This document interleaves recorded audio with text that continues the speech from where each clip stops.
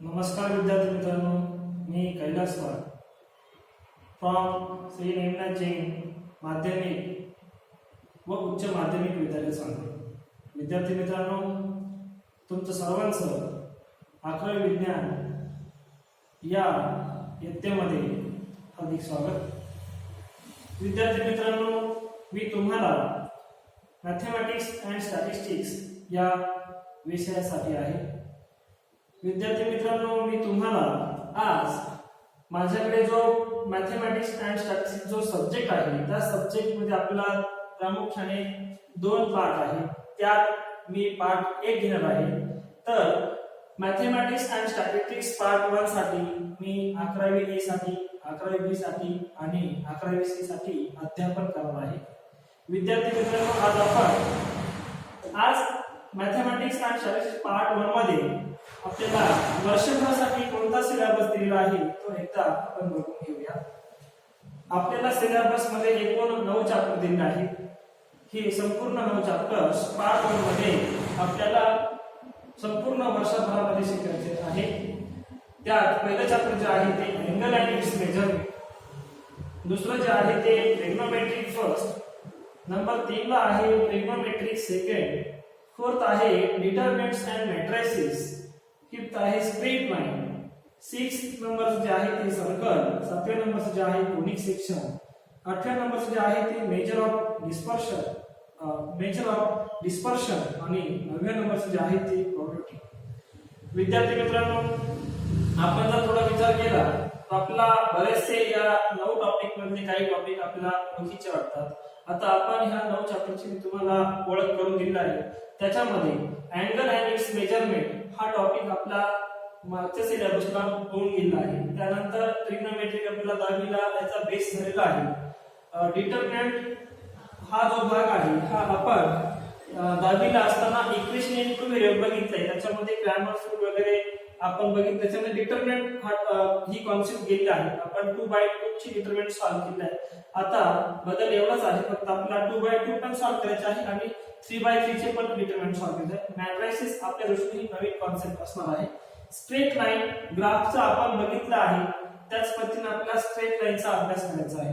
Circle, conic section हे part आपल्याला सिलेबसला नवीन आहे। मेजर ऑफ डिस्पर्शन आपण सिलेबसला नवीन आहे आणि शेवटचं जे चॅप्टर आहे प्रोबॅबिलिटी, 10वी ला आपल्याला कोणते हे चॅप्टर होतं अगदी त्याचा बेस आपण कन्सिडर करून 9व्या नंबरचे चॅप्टर आहे ते आपण प्रोबॅबिलिटी अशा पद्धतीने सिलेबसला आपण समजून व्यवस्थित घेऊया।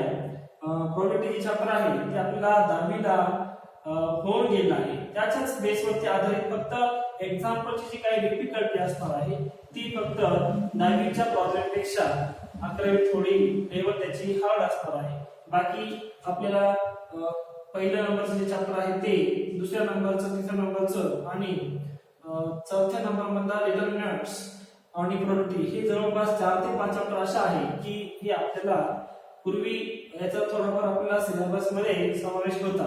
फक्त आता जे उरलेले जे चॅप्टर्स असतील यांचा आपल्याला नवीन आपल्याला ते शिकायचे आहे। तर ही आपण माहिती बघून घेतली आहे की आपल्याला या ठिकाणी 9 चॅप्टर्स आहे। 9 चॅप्टर्स मध्ये आपल्याला वर्षभरामध्ये हे 9 चॅप्टरचा स्टडी करायचा आहे। तर आज आपण अँगल अँड इट्स मेजरमेंट या टॉपिककडे वळूया। तर आपण सुरुवातीला पहिलं चॅप्टर जे आहे ते अँगल अँड इट्स मेजरमेंट आपण घेऊ। तर आपण अँगल अँड इट्स मेजरमेंटला सुरुवात करू।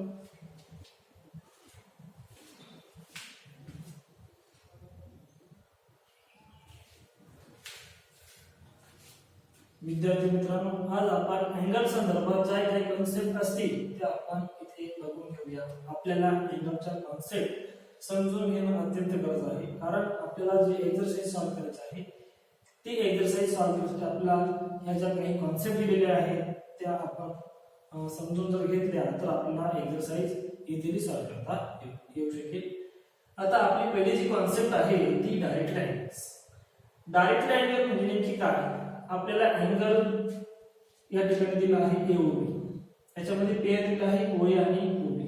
आता OA जी पेअर आहे तिला आपण इनिशियल रे म्हणतो आणि OB जी आहे तिला टर्मिनल रे म्हणतो, किंवा इनिशियल आर्म OA आणि OB ला म्हणायचं टर्मिनल आर्म। इनिशियल आर्म पासून टर्मिनल आर्म रोटेट होते या डायरेक्शन नुसार. म्हणजेच आपण या ठिकाणी म्हटलेलं आहे the order pair of rays OA bar OB bar. Order pair म्हणजे OA बार एक आणि OB बार दुसरा, अशा पद्धतीने आपल्या ऑर्डर पेअर मध्ये टुगेदर विथ द रोटेशन यांच्यामध्ये झालेलं जे आहे ते rotation of the ray OA to the position of the ray OB is called the directed angle. त्यानंतर पुढचा जो टॉपिक आहे तो zero angle. Initial ray rotate झालीच नाही, म्हणजेच इनिशियल रे आणि टर्मिनल रे एकाच ठिकाणी आहे, रोटेशन झालेलं नाही, तर आपण त्याला झिरो अँगल म्हणायचं. If the ray OA has zero rotation, ray OA आपली इनिशियल रे आहे आणि इनिशियल रे पासून रोटेशन झालेलंच नाही, if it does not rotate then initial R itself is a terminal arm OB. The angle so formed zero angle. Rotation झालं नसेल तर आपण त्याला काय म्हणायचं, झिरो अँगल म्हणायचं. त्यानंतर वन रोटेशन अँगल.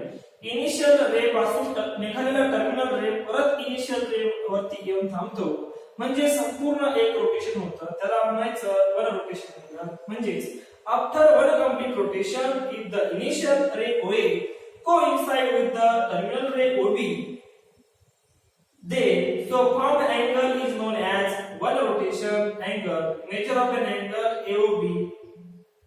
अशा पद्धतीने आपण अँगल काउंट करतो. आता याच्यामध्ये दोन प्रकार आहेत. प्रामुख्याने अँगल काउंट करताना एक पॉझिटिव्ह डायरेक्शनने आणि एक निगेटिव्ह डायरेक्शनने. आता अँगल जेव्हा आपण पॉझिटिव्ह म्हणतो तेव्हा ही जी डायरेक्शन आहे ही आपली अँटी क्लॉकवाईज असायला पाहिजे. म्हणजे इनिशियल रे पासून जेव्हा स्टार्ट होईल तेव्हा अँटी क्लॉकवाईज डायरेक्शन नुसार टर्मिनल रे वरती आपण टर्मिनल रे घेतो, त्याच्यामध्ये जी डायरेक्शन असते अँटी क्लॉकवाईज, तेव्हा आपला जो अँगल निघेल म्हणजे AOB तेव्हा तो अँगल पॉझिटिव्ह असेल. परंतु इनिशियल रे पासून समजा मी OB ला इनिशियल रे कन्सिडर केलं आणि टर्मिनल रे OA घेतलं, तर आपली जी डायरेक्शन आहे ती क्लॉकवाईज झाली आणि क्लॉकवाईज जर झाली तर आपण त्याला निगेटिव्ह अँगल म्हणायचं. पॉझिटिव्ह अँगल निगेटिव्ह अँगल हे समजलेलं असेल तुम्हाला. त्यानंतर आपल्याला या ठिकाणी इनिशियल आर्म टर्मिनल आर्म ही कॉन्सेप्ट कळाली आहे. अशा पद्धतीने आपण डायरेक्टेड अँगल, झिरो अँगल आणि वन रोटेशन अँगल ह्या कॉन्सेप्ट बघितल्या. त्यानंतर पुढची बघत आहोत आपण स्ट्रेट अँगल. स्ट्रेट अँगल म्हणजे काय? इनिशियल रे आणि टर्मिनल रे एकमेकांच्या अपोजिट असतो तेव्हा आपण त्याला स्ट्रेट अँगल म्हणायचं. किंवा स्ट्रेट अँगल हा 180 चा अँगल असतो. हाफ ऑफ रोटेशन अँगलचा हाफ असलेला अँगल असतो स्ट्रेट अँगल. म्हणजेच half of one rotation angle is called as straight angle. So आता आपल्याला पुढचं बघायचं आहे राईट अँगल. राईट अँगल मध्ये आपल्याला राईट अँगल म्हणजे काय? संपूर्ण रोटेशन कितीचं असतं? 360 डिग्रीचं. 360 पैकी फोर्थ भाग म्हणजे काय? त्याच्यातला चौथा भाग म्हणजे 90 डिग्रीचा असतो. म्हणजेच 1/4 of one rotation is called right angle. आणि आता पुढची जी बघत आहोत कॉन्सेप्ट ती आहे angle and standard position. Angle in standard position. Standard position angle count करण्याची जी मेथड आहे ती पॉझिटिव्ह एक्स ऍक्सिस पासून आहे.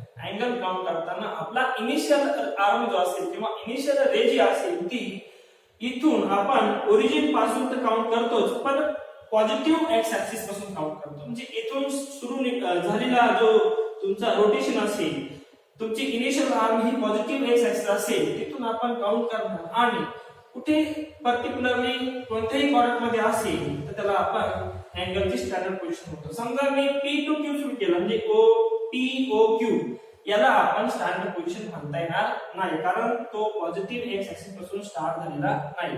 तर अँगलची स्टँडर्ड पोझिशन म्हणजे थोडक्यात आपल्याला पॉझिटिव्ह एक्स ऍक्सिस पासून क्रिएट होणारा जो अँगल आहे म्हणजे इनिशियल तुमची आर्म जी आहे ती कन्सिडर करताना पॉझिटिव्ह एक्स ऍक्सिस पासून कन्सिडर करायची. आणि मग कोणत्याही एखाद्या पर्टिक्युलर पार्टमध्ये टर्मिनल रे आली तरी चालेल, आपण त्याला अँगल इन स्टँडर्ड पोझिशन म्हणू शकतो.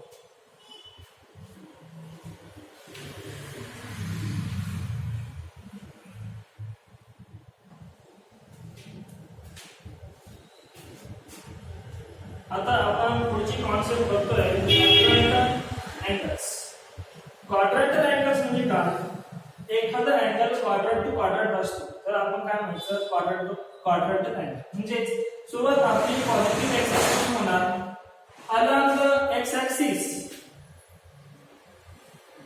और वाय ऍक्सिस. म्हणजेच काय, एखाद्या अँगलची इनिशियल आर्म जर पॉझिटिव्ह एक्सिस असेल तर टर्मिनल आर्म तुमची OY किंवा OX डॅश किंवा OY डॅश अशा पद्धतीने येऊ शकते.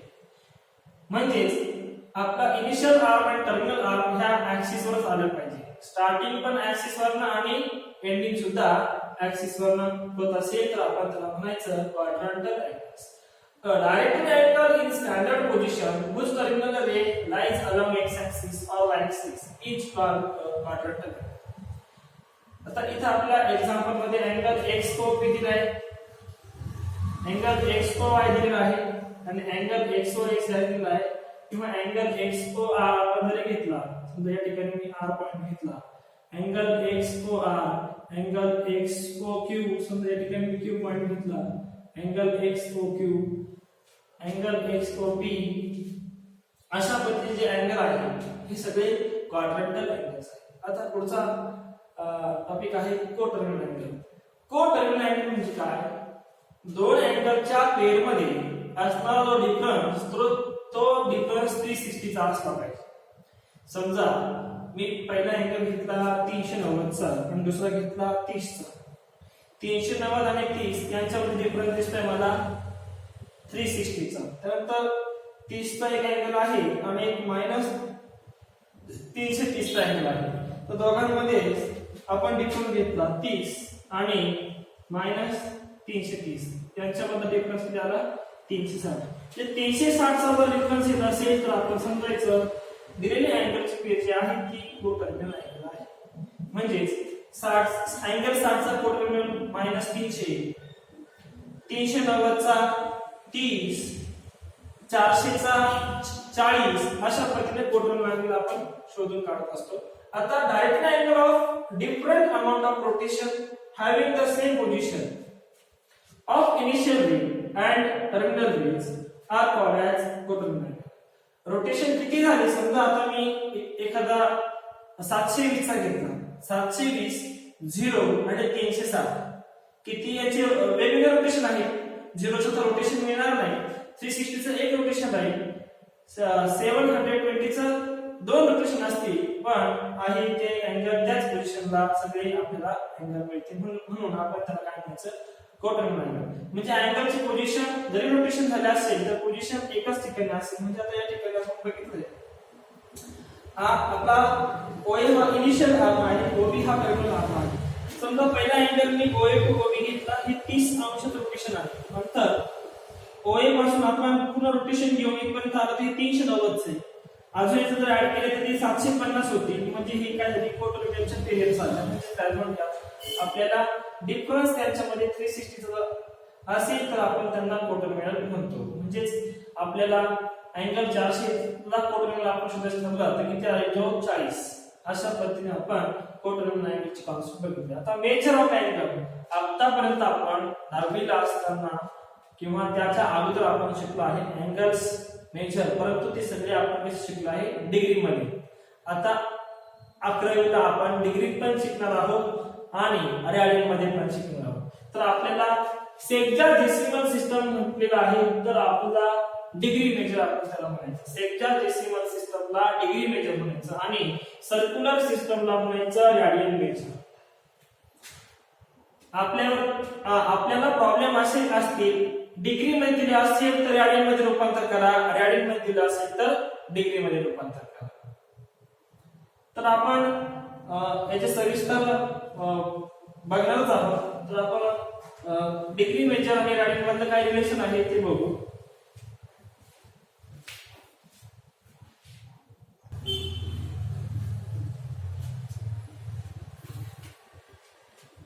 विद्यार्थी मित्रांनो, डिग्री मेजर मध्ये आपल्या या ठिकाणी 3 स्टेटमेंट दिले आहे. या 3 स्टेटमेंटचा आपण अगोदर अभ्यास करून घेऊया.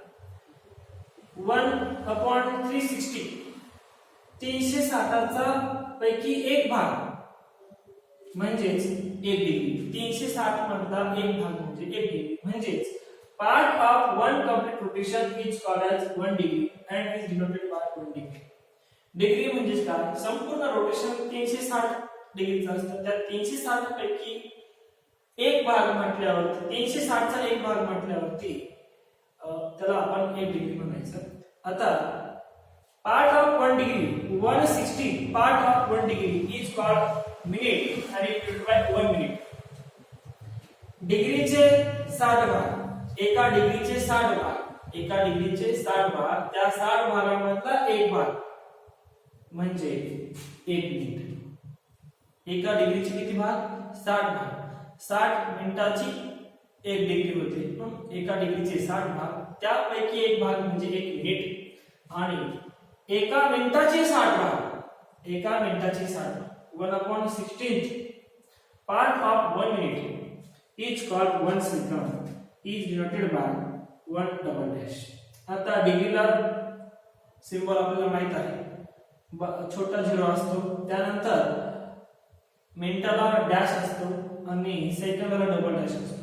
यांच्यामध्ये रिलेशन बघा, 1 डिग्री म्हणजे 60 मिनिटं, 1 डिग्री म्हणजे 60 मिनिटं आणि 1 मिनिट म्हणजे 60 सेकंद. 1 मिनिट म्हणजे 60 सेकंद, या ठिकाणी सेकंद. मग आपल्याला 60 सेकंदाचा 1 मिनिट होतो, 60 मिनिटाची 1 डिग्री होते आणि 360 डिग्रीचं संपूर्ण रोटेशन तयार होतं. हे लक्षात ठेवा. हे रिलेशन आपल्यासाठी फार महत्त्वाचे आहे. हे रिलेशन आपल्याला उपयोगी येतील. हे झालं डिग्री मेजरच्या संदर्भात. आता आपण बघतोय रेडियन मेजरच्या संदर्भामध्ये.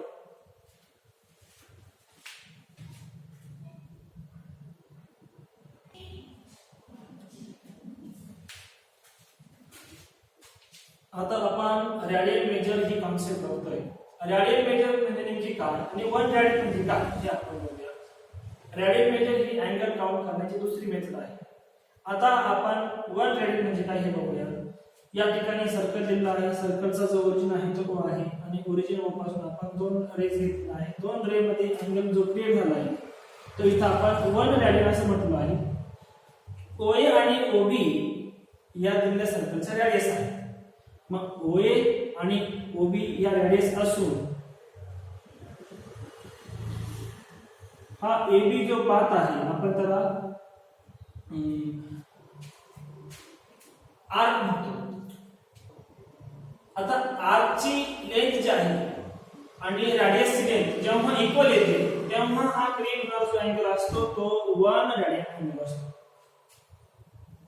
म्हणजे सर्कलचा रेडियस दोन्ही बाजूचा आणि दोन्हीमध्ये क्रिएट होणारा अँगल कसा म्हणतो, जो आर्क असेल, आर्कची लेंथ आणि रेडियसची लेंथ सेम असेल, length of arc equal to radius असेल, तर मध्ये जो अँगल क्रिएट होतो AOB हा 1 रेडियन असतो.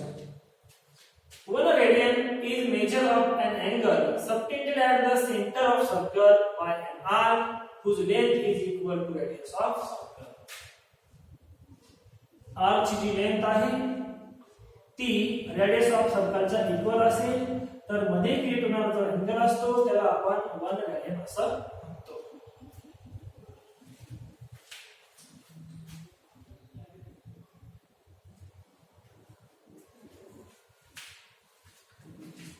पुढचा जो थेरम आपल्याला दिलेला आहे तो थेरम काय म्हणतो बघा. The radian so defined is independent of the radius of the circle used and pi radian is equal to 180 degree. थोडक्यात आपल्याला डिग्रीचं आणि रेडियनचं या ठिकाणी रिलेशन दिलेलं आहे. एका आपल्या पाय रेडियनची किंमत ही डिग्री मध्ये 180 डिग्री इतकी असते. हे रिलेशन आपल्याला फार महत्त्वाचं आहे. या रिलेशनचा वापर करून आपल्याला पुढील आलेले जे प्रॉब्लेम आहे ते सॉल्व्ह करायचे आहे. रेडियनचा सिंबल आपला C या पद्धतीने दाखवता येतो.